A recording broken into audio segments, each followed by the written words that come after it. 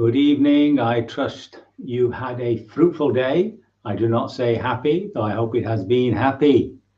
Namo tassa bhagavato arahato samma sambuddhassa. Namo tassa bhagavato arahato samma sambuddhassa.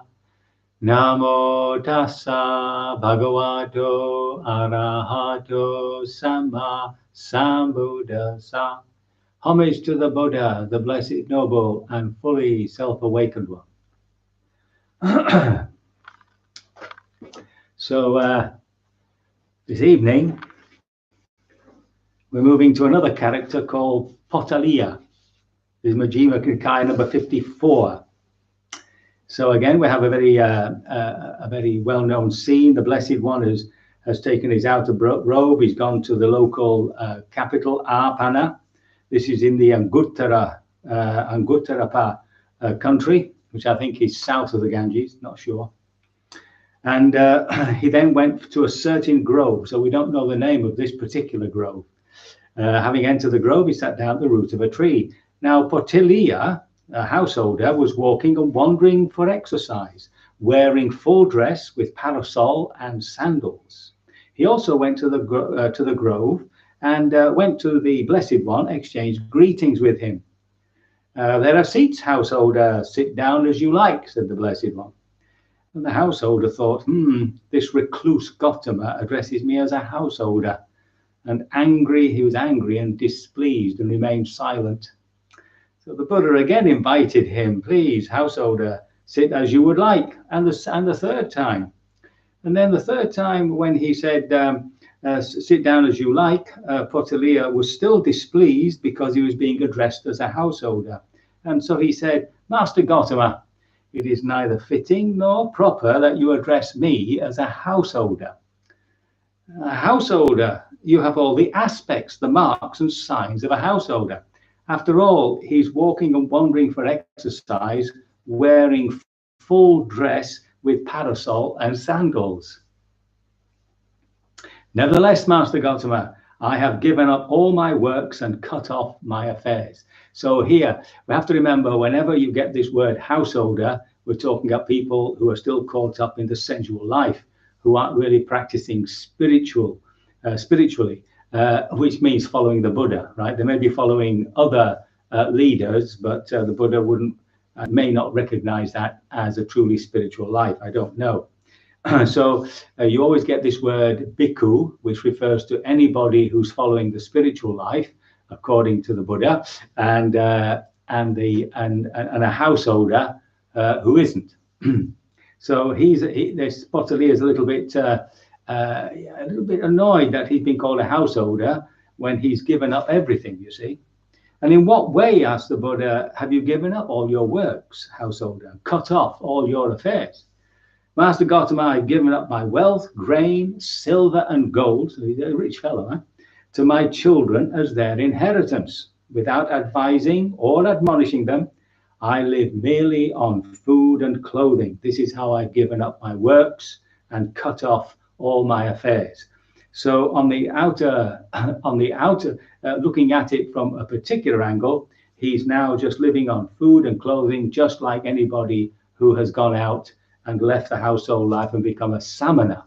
So a samana is an ascetic, a wanderer. So the Buddha replies, as you describe it is one thing, but in the noble one's discipline, that's his own discipline, the cutting off of affairs is different. What is the cutting off of affairs like in the noble one's dispensation, Venerable Sir? It'd be good to know this. So listen carefully, householder. Yes, Venerable Sir. So he's got a bit more humble, I think. So there are 8 things that lead to cutting off of affairs. So we can. These are the 8 abandonments. With the support of non-killing of living beings, the killing of living beings is abandoned. So this is a very roundabout way of saying, giving up killing living beings, you then have abandoned killing living beings. The scriptures have a sort of way of repeating themselves, remember, so they can be remembered. And this is true also of false speech, right? Giving up, abandoning false speech, abandoning malicious speech. So many of these we've come across, of course. Abandoning rapacious greed. I don't quite know why the word rapacious is put on greed, but it's obviously rapacious greed. So it's really heavy greed to the detriment of oneself and others, etc. Spiteful scolding, spiteful scolding. In the notes, it talks about violent reprisal. So that's a bit more than violent scolding. That's the commentaries. An angry despair. Angry despair is to be abandoned. It doesn't support why we should be angry and despair, or the despair of anger, or the anger of despair, whatever.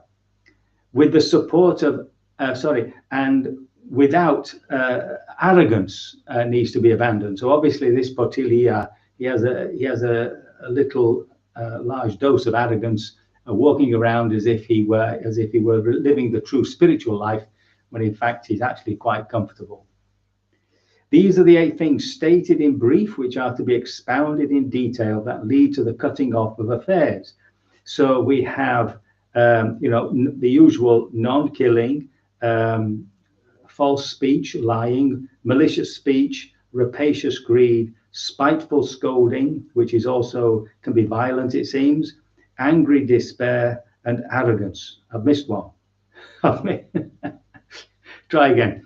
The killing of living beings, taking what is not freely given, false speech, yes, taking what is not freely given, false speech, malicious speech, rapacious greed, spiteful scolding, angry despair, and arrogance. So these are the 8 abandonments. So now Potiliya wants him to expound on these, right? So he says, here a noble disciple considers this: I am practicing the way to the abandoning and cutting off of those fetters, because of which I might kill living beings. If I were to kill living beings, so these are reflections that one has if one were to do these unwholesome actions. If I were to kill living beings, I would blame myself for doing so. The wise, having investigated, would censure me for doing so. On the dissolution of the body after death, because of killing living beings, an unhappy destination could be expected, would be expected. And the killing of living beings itself is a fetter and a hindrance. So the fetter, in other words, ties you back into this form of existence. And of course, in our meditation, turns up as a hindrance of self-blaming, of guilt, etc., etc. Okay, so these are the things. If we did these unwholesome acts, we behaved in this unwholesome way, then we would end up just blaming ourselves, feeling bad about ourselves. Shame. That's shame, isn't it? We'd have other people telling us how awful we were in doing so. On the dissolution of the body after death, we could end up in a very unhappy destination. And of course, it becomes a fetter for us, this killing, cutting us off from the awakening, you see. Although it's not an actual fetter, capital F, it still remains as something that ties us down. And of course, a hindrance in our practice. And he says this, of course, for the rest of them, right? Which, remember, is taking what is not freely given, false speech, malicious speech, rapacious greed, spiteful scolding, and angry despair, and arrogance, of course, arrogance. Then, having said this, these 8 things that lead to the cutting off of affairs in the Noble One's disciple have now been expounded in detail. But the cutting off of affairs in the Noble One's disciples has not been yet entirely and achieved entirely and in all ways. So this is what the Buddha says to him. Well, how is that done? How do you cut off everything so that you become fully liberated? So he says, listen. And then the Buddha gives 4 or 5, I think, different metaphors. So the Buddha loves to give metaphors. I think he would have been something like a scriptwriter or a novelist or something, because he's always having stated the thing in a sort of logical, rational way. He then loves to give these metaphors. So here's the first one. Suppose a dog, overcome by hunger and weakness, was waiting by a butcher's shop. Then a skilled butcher or apprentice would cut out the skeleton of meatless bones smeared with blood and toss it to the dog. What do you think, householder? Would that dog get rid of his hunger and weakness by gnawing such a skeleton of meatless bones smeared with blood? No, venerable sir. Eventually, that dog would reap weariness and disappointment. So there's the image of greed or whatever. And then he says, sensual pleasure is compared to the skeleton by the Blessed One, etc. And he, having seen this with proper wisdom, seen the problem with indulgence with proper wisdom, he avoids the equanimity that is diversified based on diversity, and develops the equanimity that is unified based on unity. Now, equanimity that is diversified and based on diversity is that sort of boredom that comes up, or the sense of indifference, or a sense of apathy. Perhaps that's the best, a sense of apathy that comes up because things are no longer pleasing you. And the diversity, of course, is variety, right? Variety is the spice of life, but it also leads ultimately to this apathy, to this boredom. Whereas equanimity, which is unified, this is always the equanimity that comes with concentration. Here specifically, he's talking about these absorption states. But just in our practice, in ordinary daily life, we can experience an equanimous mind. And when it's equanimous, you're sure it's not clinging. So that's the point. Then he talks about a vulture or a crow or a hawk seized a piece of meat and flew away. Then vultures, crows, and hawks flew up and pecked and clawed it. What do you think, householder? If that vulture, crow, or hawk does not quickly let go of the piece of meat, wouldn't it incur death or deadly suffering because of that? Indeed, it would, you see. So the Blessed One said, well, they provide much suffering and much despair, while the danger in them is great. So this, of course, again, is sensual pleasures. Sensual pleasures is compared to a piece of meat. Then again, we have the blazing grass torch. And a man took a blazing grass torch and went against the wind. What do you think, householder? If that man does not quickly let go of that blazing grass torch, wouldn't that blazing grass torch burn his hand and his arm or some other parts of the body? He might incur death or deadly suffering because of that. Yes, indeed, venerable sir. So this is again sensual pleasure and the usual thing about suffering, much despair, etc. Then he's got the charcoal pit. This is a great one, this. Deeper than a man's height, full of glowing coals without flame or smoke. Then a man who wanted to live and not to die, who wanted pleasure and recoiled from pain. And two strong men seized him by both arms and dragged him towards the charcoal pit.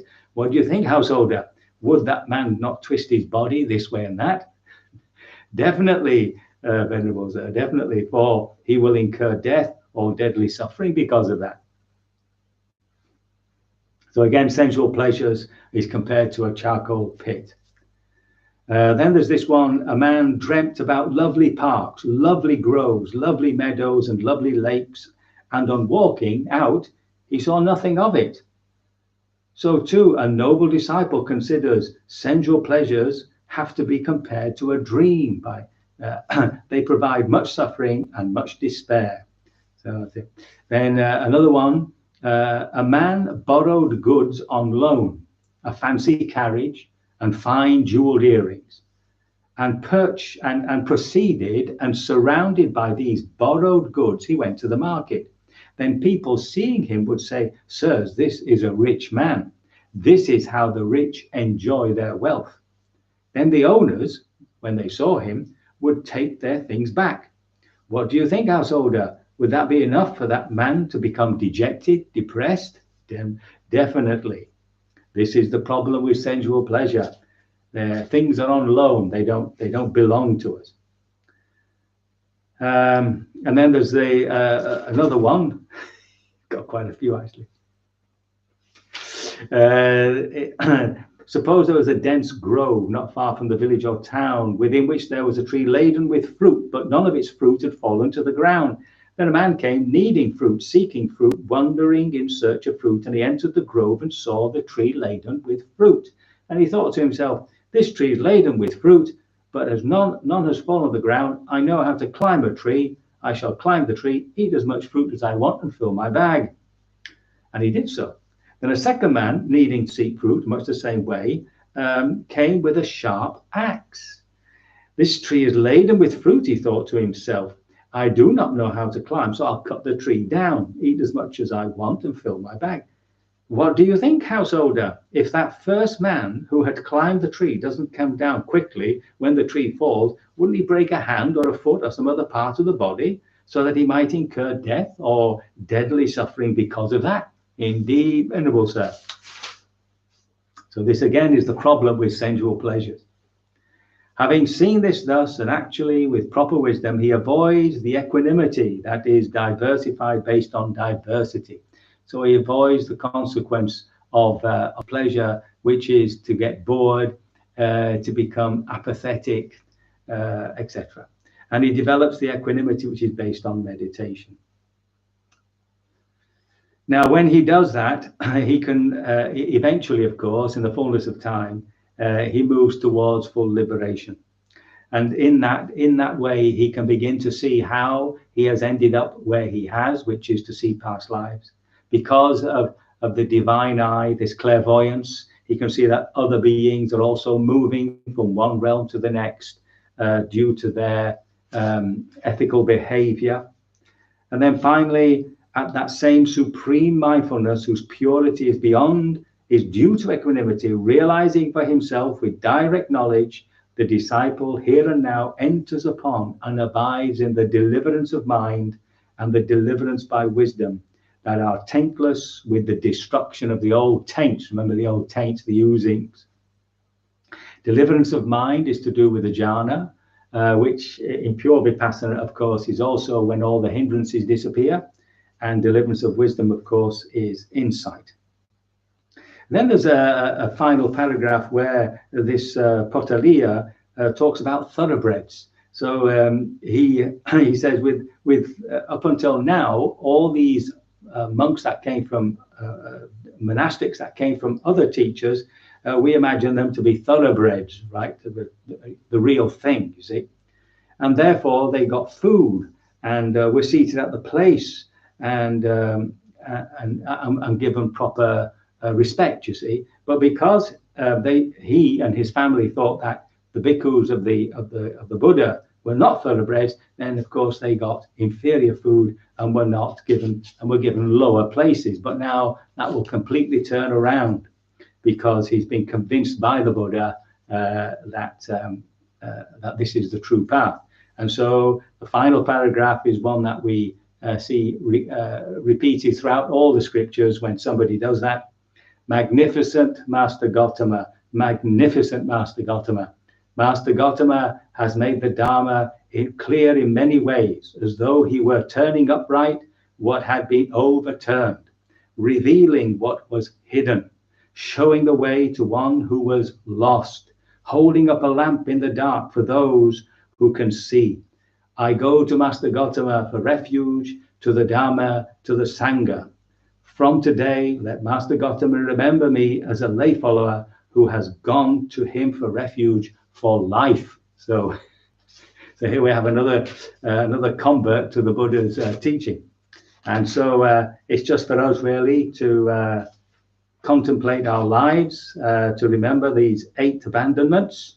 I'll just remind you again of this lovely little book, Pressing Out Pure Honey. You can't read it. Pressing Out Pure Honey by Sharda Rajel, in which she's gone through the whole Majjhima Nikaya and made little notes. So here, for instance, in this particular discourse, she tells us a little bit of opening, and then she tells us these 8 things: killing, stealing, false speech, malicious speech, rapacious greed, spiteful scolding, angry despair, and arrogance. And that if you if you do these things, then of course you end up blaming yourself, being rebuked by the wise, end up in unhappy destinations, and there of course the rising of the taints, the oozings, and with it vexation and fever.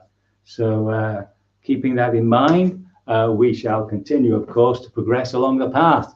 And I can only hope my words have been of some assistance, and that I've not confused the issue or made it too complicated, and that you will be liberated sooner rather than later. So let's begin our practice.